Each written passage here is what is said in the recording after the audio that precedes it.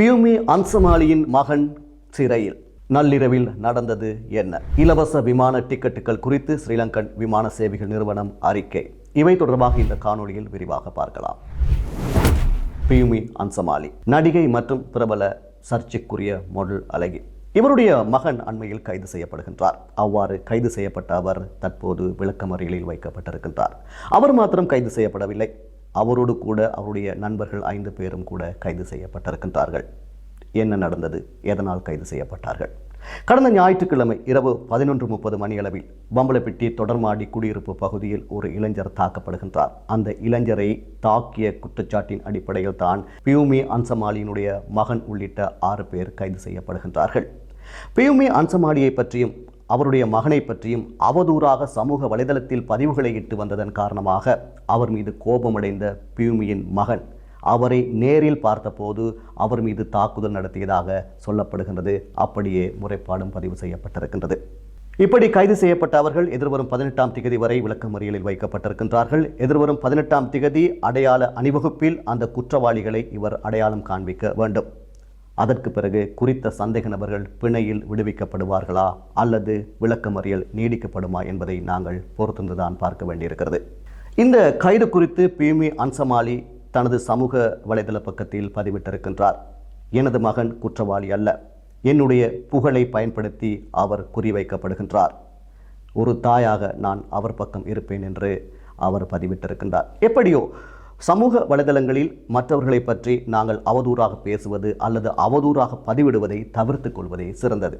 அப்படி ஒரு சம்பவம் நடந்துவிட்டாலும் கூட அதை சட்ட ரீதியாக அணுக வேண்டுமே தவிர அதற்கு எதிராக நாங்கள் வன்முறையில் ஈடுபடுவதும் சிறந்தது அல்ல. எனவே இவற்றை நாங்கள் கவனத்திற்கொண்டு செயற்பட வேண்டியிருக்கிறது. இலவச விமான டிக்கெட்டுகள் தொடர்பான செய்தி கடந்த சில நாட்களாக காட்டுத்தீயாக பரவி வருகிறது.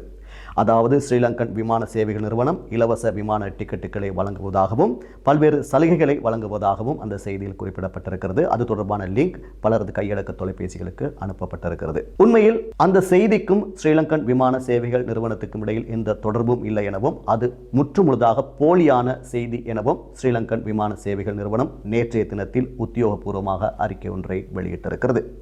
இது போன்ற செய்திகள் வரும்போது அவதானமாக இருக்க வேண்டும்.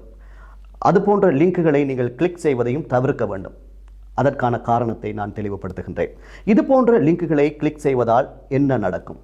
உங்களுடைய தனிப்பட்ட தரவுகள் திருடப்படலாம், அல்லது உங்களுடைய வங்கி கணக்குகள் அல்லது பாஸ்போர்ட் போன்றவற்றை ஹேக் செய்யலாம், அல்லது உங்களுடைய கையடக்க தொலைபேசிக்கு வைரஸ்களை அனுப்பலாம். இது போன்ற பிரச்சனைகளில் நீங்கள் சிக்கிக்கொள்ளாமல் இருப்பதற்கு அது போன்ற லிங்குகளை கிளிக் செய்வதை தவிர்த்து கொள்ள வேண்டும். அப்படி ஒரு செய்தி வந்தால் அது உண்மையா என்பதை உறுதிப்படுத்துவதற்கு குறித்த நிறுவனங்களுடைய உத்தியோகபூர்வ இணையதள பக்கத்துக்கு சென்று அது தொடர்பாக நீங்கள் தேடி பார்க்கலாம், அல்லது அவர்களுடைய உத்தியோகபூர்வ சமூக வலைதள பக்கங்களில் சென்று நீங்கள் அதனை பார்வையிடலாம். அப்படியும் இல்லை என்றால் அந்த நிறுவனங்களுடைய தொலைபேசி இலக்கத்துக்கு தொடர்பை ஏற்படுத்தி அந்த விடயம் உண்மையா இல்லையா என்பதை நீங்கள் உறுதிப்படுத்திக் கொள்ளலாம். மாறாக இது போன்ற லிங்க்குகளை கிளிக் செய்வதை தவிர்த்து கொள்ளுங்கள். விழிப்புணர்வு தான் மோசடிகளுக்கு எதிரான சிறந்த ஒரு ஆயுதம். எனவே விழிப்புணர்வாக இருங்கள். இந்த செய்தியை உங்களுடைய குடும்பத்தார் மற்றும் நண்பர்களுக்கும் அனுப்புங்கள். அவர்களையும் பாதுகாத்துக் கொள்ளுங்கள். இது போன்ற மற்றும் ஒரு காணொளியில் உங்களை சந்திக்கும் வரை நன்றி, வணக்கம்.